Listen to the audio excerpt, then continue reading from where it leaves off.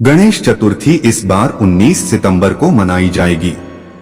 इस बार गणेश चतुर्थी पर बहुत ही शुभ संयोग बना है। अगर आप भी अपने घर में गणेश जी की प्रतिमा स्थापित कर रहे हैं तो आपको शुभ मुहूर्त में ही बप्पा को विराजमान कर लेना चाहिए।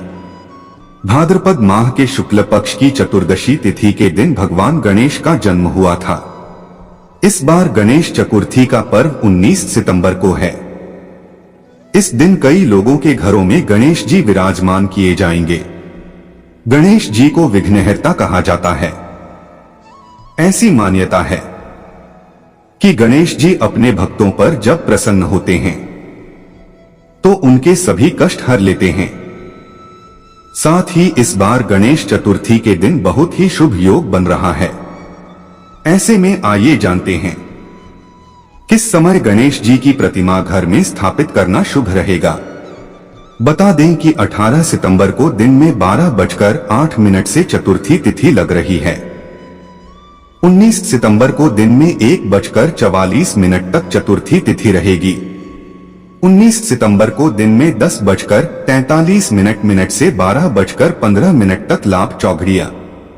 19 सितंबर को दिन में 12:14 से 1:47 तक अमृत चौघड़िया रहेगा। रवियोग दिन में 1:48 तक स्वाति नक्षत्र में गणेश प्रतिमा की स्थापना की जाएगी। 19 सितंबर के दिन आप इनमें से किसी भी शुभ समय में गणेश जी की स्थापना अपने घर में कर सकते हैं।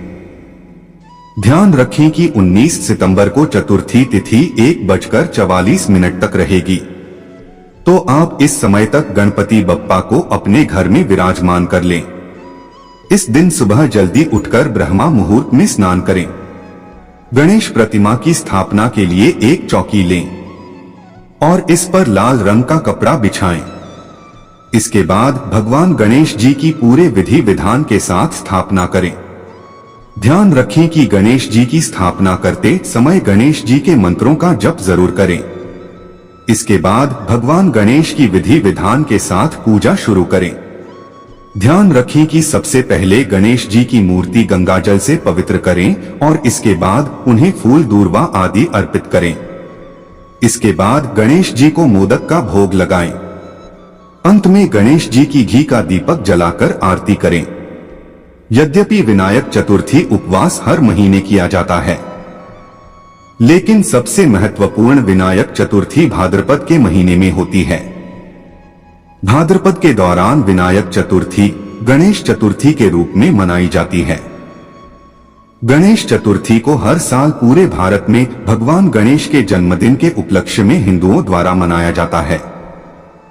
गणेश चतुर्थी का त्योहार चातुर्मास में आता है।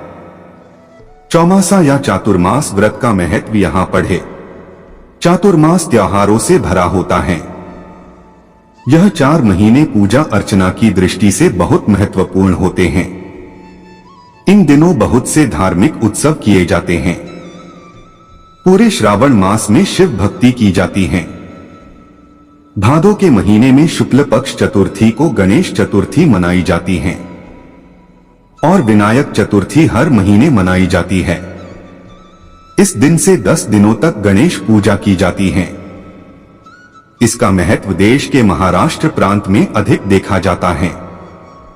महाराष्ट्र में गणेश जी का एक विशेष स्थान होता है। वहां पूरे रीति रिवाजों के साथ गणेश जी की स्थापना की जाती है। उनका पूजन किया जाता है। पूरा देश गणेश उत्सव मनाता है। गणेश उत्सव को सामाजिक दृष्टि से बहुत महत्वपूर्ण माना जाता है, क्योंकि यह त्योहार केवल घर के लोगों के बीच ही नहीं, सभी आस पड़ोसियों के साथ मिलकर मनाया जाता है। गणेश जी की स्थापना घरों के अलावा कॉलोनी एवं नगर के सभी हिस्सों में की जाती है। विभिन्न प्रकार के आयोजन प्रतियोगिता रखी जाती हैं, जिनमें सभी बढ़ चढ़कर हिस्सा लेते हैं।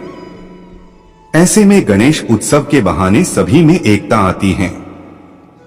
व्यस्त समय से थोड़ा वक्त निकालकर व्यक्ति अपने आसपास के परिवेश से जुड़ता है। जीवन में सुख एवं शांति के लिए गणेश जी की पूजा की जाती है। संतान प्राप्ति के लिए भी महिलाएं गणेश चतुर्थी का व्रत करती हैं। बच्चों एवं घर परिवार के सुख के लिए माताएं गणेश जी की उपासना करती हैं। शादी जैसे कार्यों के लिए भी गणेश चतुर्थी का व्रत किया जाता है। किसी भी पूजा के पूर्व गणेश जी का पूजन एवं आरती की जाती है, तभी कोई भी पूजा सफल मानी जाती है। गणेश चतुर्थी को संकटा चतुर्थी भी कहा जाता है। इसे करने से लोगों के संकट दूर होते हैं। भाद्रपद शुक्ल पक्ष की चतुर्थी के अलावा हर महीने की चतुर्थी का व्रत भी किया जाता है, जिसे विनायक चतुर्थी कहा जाता है। विनायक चतुर्थी को वरद विनायक चतुर्थी भी कहा जाता है। वरद का अर्थ होता है भगवान से किसी भी इच्छा को पूरा करने के लिए पूछना, जो इस उपवास का पालन करते हैं। उन भक्तों को भगवान गणेश ज्ञान और धैर्य के साथ आशीर्वाद देते हैं। बुद्धि और धैर्य दो गुण है, जिनके महत्व को मानव जाति में युगों से जाना जाता है। जो कोई भी इन गुणों को प्राप्त करता है, वह जीवन में प्रगति कर सकता है, साथ वह अपनी इच्छा भी प्राप्त कर सकता है। विनायक चतुर्थी गणेश चतुर्थी पर गणेश पूजा दोपहर के दौरान की जाती है, जो हिंदू कैलेंडर के हिसाब से मध्याह्न होता है। एक बार माता पार्वती स्नान के लिए जाती हैं। तब वे अपने शरीर के मेल को इकट्ठा कर एक पुतला बनाती हैं और उसमें जान डालकर एक बालक को जन्म देती हैं। स्नान के लिए जाने से पूर्व माता पार्वती बालक को कार्य सौंपती हैं कि वे कुंड के भीतर नहाने जा रही हैं, अतः वे किसी को भी भीतर न आने दे। उनके जाते ही बालक पहरेदारी के लिए खड़ा हो जाता है।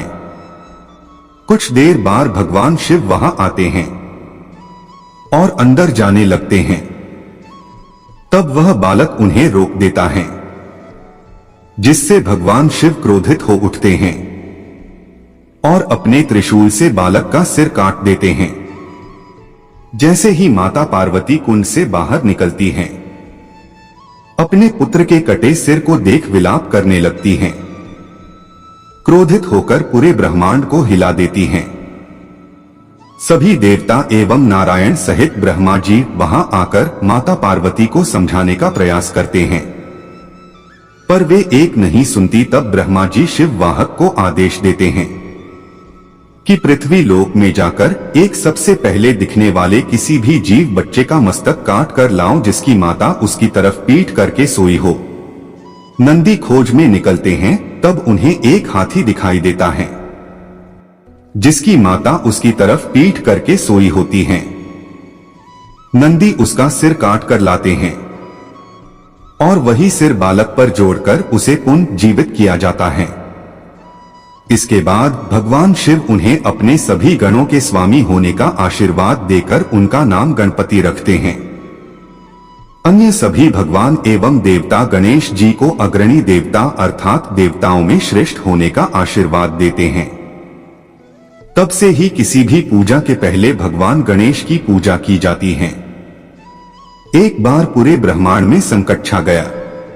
तब सभी भगवान शिव के पास पहुंचे और उनसे इस समस्या का निवारण करने हेतु प्रार्थना की गई। उस समय कार्तिकेय एवं गणेश वही मौजूद थे। तब माता पार्वती ने शिव जी से कहा, हे भोलेनाथ, आपको अपने इन दोनों बालकों में से इस कार्य हेतु किसी एक का चुनाव करना चाहिए।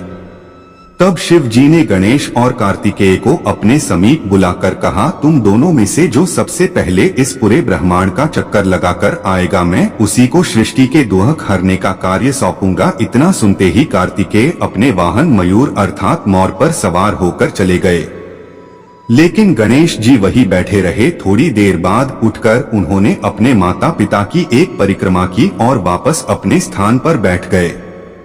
कार्तिकेय जब अपनी परिक्रमा पूरी करके आए तब भगवान शिव ने गणेश जी से वही बैठे रहने का कारण पूछा। तब उन्होंने उत्तर दिया, माता पिता के चरणों में ही संपूर्ण ब्रह्मांड बसा हुआ है, अतः उनकी परिक्रमा से ही यह कार्य सिद्ध हो जाता है जो मैं कर चुका हूँ।